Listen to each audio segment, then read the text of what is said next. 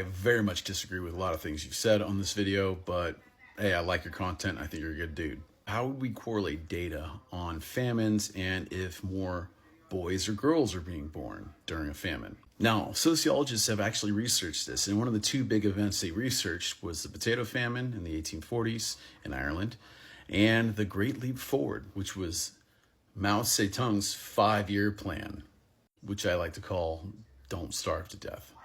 So first, let's talk about this study that was done by a doctor, came up with the idea that hard times means fewer boys. Why and what is going on here? Now, what it comes down to, and it's actually true with pregnancies. First off, pregnancies are terrifying, and obviously this is why pregnancy is still the #1 cause of death for women around the world, and it always has been in history, and it's terrifying. Now, we have XX chromosomes and XY chromosomes. Male comes out to be XY, female comes out to be XX, but they start at a neutral place. But what makes things harder for boys is by the 6-week mark, they start growing into that Y chromosome, which means they start getting testosterone at an early age, young age. And it makes their growth go faster, and it makes them more susceptible to issues with the fetus. Serving some 30 million pregnancies with a fetus that is male, what happens is there's a 10% chance higher increase of a miscarriage. And in situations where famine is happening, where people are starving, higher stress levels, the fetus has a less chance of survival. Now, another theory that backs this whole thing up is called the Trevors-Willard hypothesis. It's used data from several different areas and different records going on, and what they came up with was during times of high stress and obviously times of chill calm, you have a higher chance of males going to fruition versus females that won't make it through the process. Now, how can I back this up with historical data? We could look at something like the potato famine in Ireland in 1841. If you don't know, it was some kind of fungus that got on a lot of potatoes, and 1/3 of the population of Ireland relied on potatoes. In fact, some historical data talking about people eating upwards of 12 potatoes a day. In this study, they used the data of birth rates from that time frame, and what they saw was roughly 1 or 2% decrease in males being born. Now, you might say that's not that big of a deal. It's only 1 or 2%, but that actually is a big deal, and there's a factor behind it, and that's malnutrition. Now, another study that came out kind of similar to this was malnutrition, sex ratio, and selection during the Chinese Great Leap Forward, which was Mao Zedong's brilliant idea. Literally just took Joseph Stalin's 5-year plan and tried to do the exact same thing in China, which led to 30 to 60 million people starving to death. In this study, it comes out with similar numbers of 1 to 1.3% of population of males decreased during this time frame. Now, I'm sure you're probably gonna be like, well, what about World War II? World War II, the main weapon of choice for the Germans and the Soviets was starvation. Everyone knows that. Stalin's a master of starvation. Ask the Ukrainians.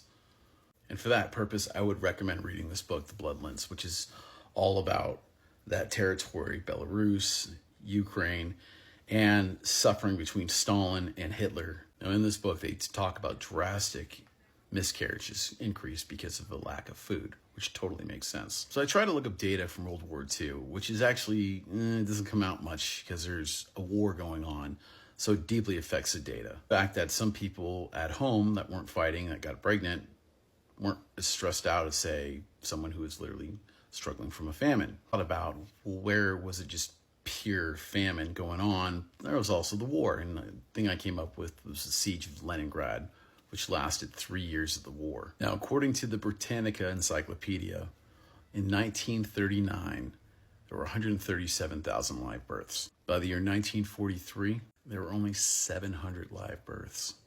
What tells you a lot about famine is how many people couldn't have kids. It's kind of crazy. Now, on to some of the other things you said. Men are easier to survive than women. I disagree, dude. Kids in general are pretty much relatively same strength up until puberty. Puberty, you'll see a growth spurt for males, so you're looking at the age of 12. And for women, puberty can start as early as 8 years old all the way up to 12, so in that range, which is why I teach high school, but let's say you're teaching grammar school or middle school, the girls are taller than boys. Sporting wise, skill, strength is pretty similar up until puberty. So I don't think boys are easier to survive at that point. Now, you mentioned menstrual cycles attracting predators. Okay, but realistically, humans survived. Societies of hunting and gathering, you had gatherers, you had hunters that went out. So gatherers would have a more defensive spot. They would stay close, they'd probably stay in larger groups. And even tribes today, if you look into the Amazon, there's still a factor that women are not as worried about their menstrual cycles in the Amazon from random animals coming after them. But they've adapted some way of either hiding it or maybe they stay home or whatever. Now, on to the idea of feminism. You got to realize feminists don't believe that women should be superior to men. They don't want to have this matriarchal society. And one of the most famous feminists, in fact, the mother of feminists, is this lady right here, Mary Wollstonecraft. She totally is a product of the Enlightenment. She thought of marriage as kind of subservient to a male. And back then, you pretty much were. And she, as a feminist, pushed for the idea of equality. Not necessarily women taking over men's jobs or doing anything like that. It's equality. In fact, real feminists today don't want anything further than equality. Just want to be treated the same as everyone else. I like to think of it as the 14th Amendment. Now, I'm sure there are women out there that are like, no, I want to have a matriarchal society, but they're not real feminists. Now, what I do find interesting is in the animal kingdom, there are matriarchal groups, hyenas, killer whales, and even different ethnic groups around the world. Women have more power than others. I mean, you're in Romani, dude. You ever ran into a woman who was a widow? They were tough, dude. They didn't give a fuck. In Iraq, if a woman is divorced, she gets the house. She controls the family unit, and if a woman's husband dies, she gains his assets and she becomes, in essence, him. But other places too. Indonesia is famous for having matriarchal society around the family, the households, selling property, everything to do with that. They're controlled by matriarchs of the family. But a society norm in Indonesia is literally women running most of that aspect. Example that just popped in my head is Rwanda. Rwanda has a huge population of their parliament that are women. And the reason for that is the men killed each other during that whole Hutu and Tutsi thing in the 1990s. Most of their parliament is made up of women. Yeah, I know what you're saying. You're talking about more like empires and things of that nature. But the idea of women controlling things, it's there. I mean, the greatest monarchs in British history, Queen Elizabeth, Queen Victoria, and shit, they named a whole age after her. And then you could also throw in Queen Elizabeth II, who just recently died.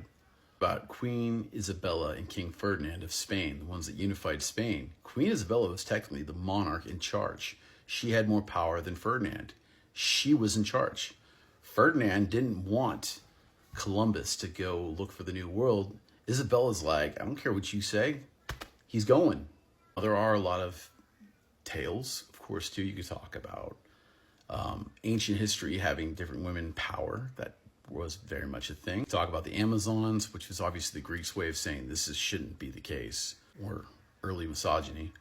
Even in California, the state is named after a legend, Queen Calafia, who ruled over an island, and she steals some Spanish explorer and brings her to his island, and it's the same pretty much tale of the Amazon, but that's why the state of California is named after Calafia, or that's California now.